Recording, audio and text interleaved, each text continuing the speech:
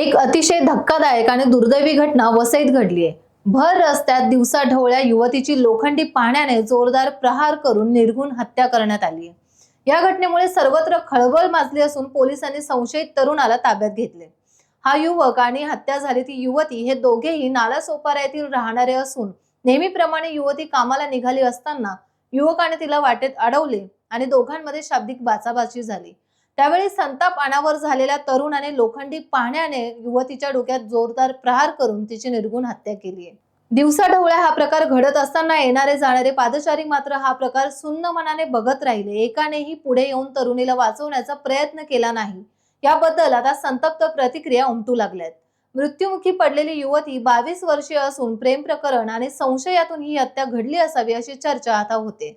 वसईमधील या घटनेवर राजकीय नेत्यांनी देखील प्रतिक्रिया दिल्यात।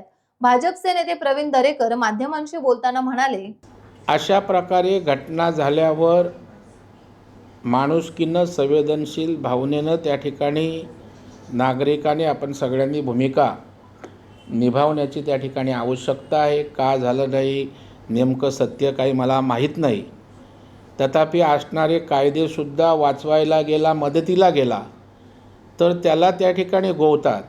आणि म्हणून काही लोक जेव्हा अपघात होतो, दुर्घटना घडते, तेव्हा समोर असूनसुद्धा त्यामध्ये सहभाग घेत नाहीत। मला वाटतं या सगळ्या गोष्टीचा एकत्रित विचार करून माणुसकी हरवणार नाही याची सगळ्यांनी काळजी घेण्याची आवश्यकता आहे। टाइम्स डिजिटलला लाईक करा, सबस्क्राईब करा, शेअर करा आणि बेल आयकॉन दाबायला विसरू नका। पाहत रहा टाइम्स डिजिटल।